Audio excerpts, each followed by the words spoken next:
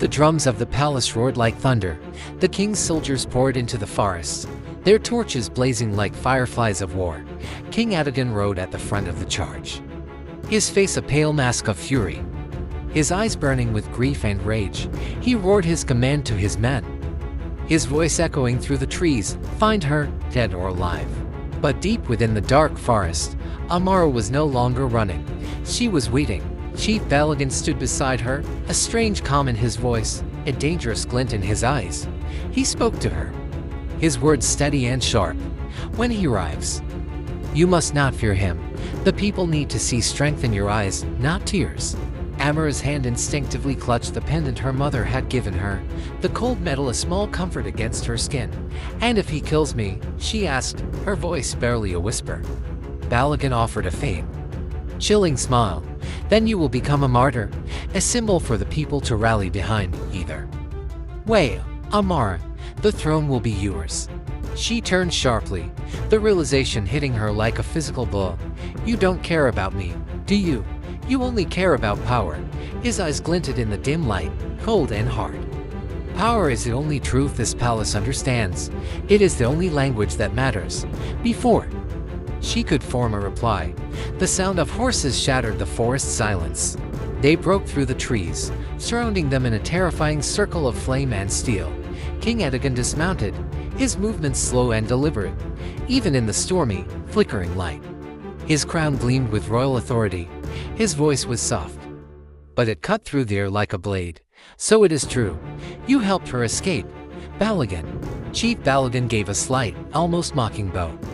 "I only served the throne, my king, just not the thief who currently sits upon it."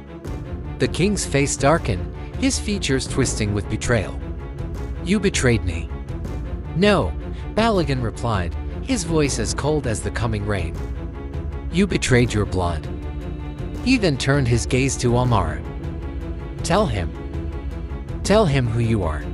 Amara took a deep breath, gathering every ounce of courage she possessed. Her voice trembled, but it carried through the tense silence. "I am Amara Reddy, daughter of Queen Reddy, and rightful heir to this throne." The king froze. The world seemed to stop. His sword, which he had held with such menace, slipped from his numb fingers and fell to the forest floor with a soft thud. "Reddy?" he whispered, the name a ghost on his lips. "But she's dead." Tears, hot and unstoppable, filled Amara's eyes. "You made sure of that," she choked out, the accusation hanging heavy in the air. The entire forest seemed to hold its breath, every soldier, every leaf, every shadow listening. Then, the unthinkable happened. The mighty King Adagon, the fearsome ruler, sank to his knees in the mud. His voice broke, shattered by a grief he had held secret for years. "I didn't kill her, Amara. I tried to protect her. The council, they wanted her dead. They feared her power, the magic in her blood. So I hid her away, hoping to keep her safe. But someone betrayed us." His eyes, filled with a terrible, dawning horror, lifted slowly to Chief Balagan. It was him. Balagan's confident smirk vanished, replaced by a flash of panic. "Lies. He is trying to save his own skin." But it was too late. Amara saw a flicker of truth in the chief's eyes. A guilt he had buried for 2 long decades. The truth was a living thing, and it was now clawing its way to the surface. "You killed my mother," she whispered, the words heavy with a lifetime of pain. Balagan stumbled back, his composure finally breaking. She was going to destroy the kingdom. Her power was too great, too uncontrollable. "I did what had to be done." Before anyone could react, the king's blade flashed. It was a blur of motion, a streak of vengeful silver in the dim light. Steel met flesh with a sickening sound. Balagan gasped, a dark bloom of blood spreading across his robe. He fell to the ground, his eyes wide with a final, shocked understanding. And then, he was still. Silence descended once more, heavy and absolute. Rain began to pour from the heavens, washing the blood into the dark soil, as if the very earth was trying to cleanse itself of the treachery. King Adagon turned to Amara, his face pale and weary, the face of a man who had lost everything. "Now you know the truth," he said softly, his voice ragged. Do what you came here to do.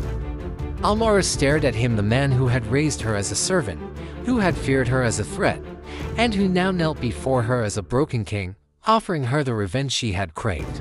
She looked at the sword in her hand, then at the man on his knees.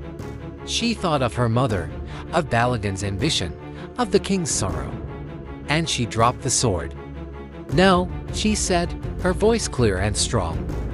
The throne has taken enough blood. It ends with me. She turned and walked away, into the cleansing rain, leaving the king behind, a man left to drown in the sea of his own sins and secrets. When the sun rose the next morning, its golden light spilling over the kingdom, the palace bells told a somber, final note. The king had been found in his chamber, having died quietly in the night. The crown, the object of so much pain and bloodshed, lay on the silk sheets beside his still hand. And far away in a small, peaceful village by a winding river, a young woman named Amara knelt by a simple shrine. She whispered a prayer not for power or for a crown, but for peace. The throne of the kingdom remained empty. But for the first time in many, many years, the people slept without fear. Thank you for following this journey with us. Don't forget to like, subscribe, and hit the bell for more stories.